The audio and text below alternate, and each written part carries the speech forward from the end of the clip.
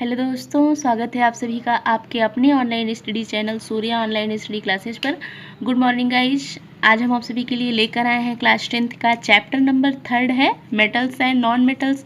ये चैप्टर तो हमने शुरू ही कर दिया है, इसमें मैक्सिमम टॉपिक कवर कर दिए थे, बट अभी इसमें के कुछ मोस्ट इम्पॉर्टेंट टॉपिक बचे हुए हैं जो कि एग्ज़ाम में ज़रूर पूछे जाते हैं, तो अभी उसको हमने कवर नहीं किया था। तो हमें उम्मीद है कि जो भी हमने लेक्चर्स दिए थे, वीडियोज़ बनाई थी, उसको आपने देखा होगा, रिविज़न किया होगा।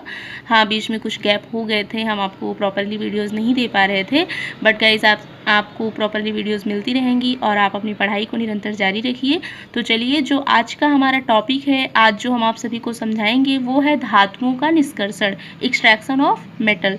तो चलो बिना देरी करते हुए हम कॉन्सेप्ट को समझते हैं और वीडियोज स्टार्ट करते हैं। तो देखो, जो हमारा टॉपिक है क्या है, धातुओं का निष्कर्षण, एक्सट्रैक्शन ऑफ मेटल। तो धातुओं का निष्कर्षण, तो धातुएं हमको मिलती कहाँ से हैं। देखो, अगर यहाँ पर जो हमारा हेडिंग है अगर होता कि अयस्क से धातु का निष्कर्षण तो ज़्यादा अच्छा था। तो देखो, अयस्क, क्योंकि धातुएं हमको आसानी से तो मिलती नहीं हैं। कैसे मिलती हैं? वो अयस्क से मिलती हैं। हमको क्या मिलता है? अयस्क मिलता है। और अयस्क कहाँ से आता है? ये खनिज से आता है। कहाँ से आता है? खनिज से आता है। जैसे देखो, जो पृथ्वी है, तो सबसे पहले क्या होता है, जो पृथ्वी की भूपर्पटी होती है, पृथ्वी की जो ऊपरी सतह होती है, उसमें तत्व होते हैं और यौगिक होते हैं। तो जो पृथ्वी की भूपर्पटी में तत्व या यौगिक पाए जाते हैं, उन्हीं को हम क्या कहते हैं? खनिज कहते हैं। क्या कहते हैं? खनिज। तो ये क्लियर हुआ ना कि पृथ्वी की भूपर्पटी पर जो तत्व या यौगिक के रूप में पाए जाते हैं उन्हें हम खनिज कहते हैं। और कुछ ऐसे स्थान होते हैं, मतलब ऐसे पृथ्वी है, इस पे तत्व या यौगिक है, उनको हम खनिज कह दिए। लेकिन कहीं कहीं क्या होता है कि कुछ स्थानों पर जो खनिज होते हैं उसमें कुछ विशेष जो धातुएं होती हैं वो काफ़ी मात्रा में पाई जाती हैं। तो जिस जगह पर, जिस खनिज पर धातुएं होंगी, क्या होंगी? धातुएं होंगी, उन्हीं खनिज को हम क्या कह देते हैं? अयस्क कह देते हैं। क्या कहते हैं? अयस्क कह देते हैं। तो जो धातुएं हैं वो हमको केवल, ऐसा नहीं है कि हम पृथ्वी की भूपर्पटी पर केवल धातुएं हैं उनको हम आसानी से निकाल लें। धातुएं जो होती हैं वो हमको अयस्क में मिलती हैं। तो इसी कॉन्सेप्ट को हमको समझना है कि इस अयस्क से हम धातु का निष्कर्षण कैसे करेंगे। इसी को हम इस कॉन्सेप्ट में समझेंगे कि किसी अयस्क से धातु का निष्कर्षण हम कैसे करते हैं। तो चलो देखते हैं। तो देखो, सबसे पहले धातुओं का निष्कर्षण पढ़ने से पहले हम, टॉपिक क्या है? अयस्क से धातु का निष्कर्षण।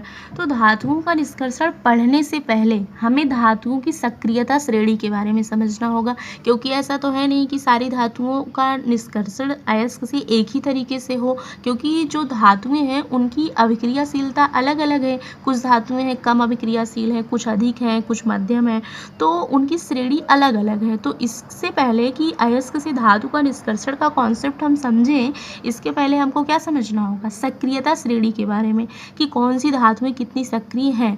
इसको तो हम आपको प्रीवियस लेक्चर में समझा चुके हैं कि धातुओं की सक्रियता श्रेणी का कॉन्सेप्ट, लेकिन इसको हम यहाँ पर मोस्ट इंपॉर्टेंट है समझाना आपको, क्योंकि इसको बिना समझाए आप आगे का लेक्चर नहीं समझ पाओगे। तो सबसे पहले हम आपको सक्रियता श्रेणी का कॉन्सेप्ट समझाते हैं। तो देखो, इसमें क्या है, सक्रियता श्रेणी इस तरह से है: potassium, sodium, calcium, magnesium, aluminium, zinc, iron, lead, copper, AG को क्या कहते हैं? सिल्वर, एयू क्या है? आयरन, इसको क्या कहते हैं? गोल्ड। तो देखो, इसमें जो पोटेशियम से लेकर एल्यूमिनियम तक की धातुएं हैं, ये बहुत अभिक्रियाशील होती हैं। इनकी अभिक्रियाशीलता क्या होती है? बहुत ज़्यादा होती है। ये बहुत ज़्यादा अभिक्रियाशील होती हैं। इसके बाद फिर यहाँ से देखो, जिंक हो गया, और हमारा क्या होता है? Iron, lead. जिंक, आयरन और लेड तक की जो धातुएं होती हैं, इनकी अभिक्रियाशीलता मध्यम होती है। ये उच्च होती हैं, ये मध्यम होती हैं। और बाकी जो हमारी कॉपर है, सिल्वर है, गोल्ड है, ये कैसी होती हैं? निम्न अभिक्रियाशील होती हैं। ठीक। तो देखो, इसमें से तो आपको सक्रियता श्रेणी का ये तो समझ में आया कि कौन सी धातुएं कितनी ज़्यादा अभिक्रियाशील है, कौन सी। तो इस प्रकार अभिक्रियाशीलता के आधार पर हम धातुओं को कितने वर्गों में बांट सकते हैं? 3 वर्गों में। एक तो हमारा हो गया निम्न अभिक्रियाशील धातुएं, एक हो गया मध्यम अभिक्रियाशील धातुएं, और क्या हो गया? उच्च अभिक्रियाशील धातुओं।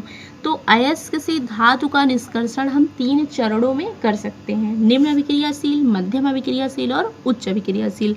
तो चलो हम इसको एक एक करके आपको समझाते हैं, ठीक। तो देखो आगे समझते हैं।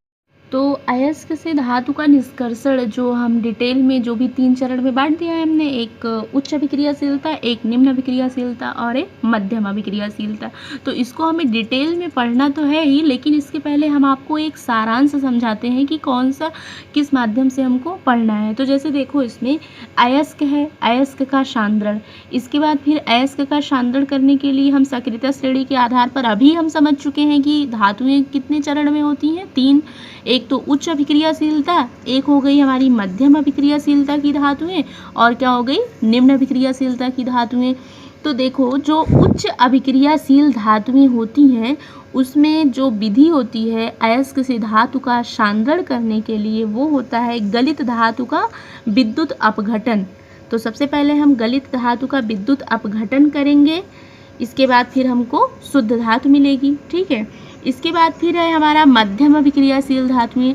तो जो धातुएं मध्यम अभिक्रियाशील की हैं, मध्यम अभिक्रियाशील में कौन कौन सी धातुएं थी, जिंक था, आयरन था और क्या था, लेड था। इसको अभी हमने आपको सक्रियता श्रेणी में बताया ना, जो सक्रियता श्रेणी था उसमें मध्यम अभिक्रियाशील की धातुएं यही थी, जिंक, आयरन और लेड।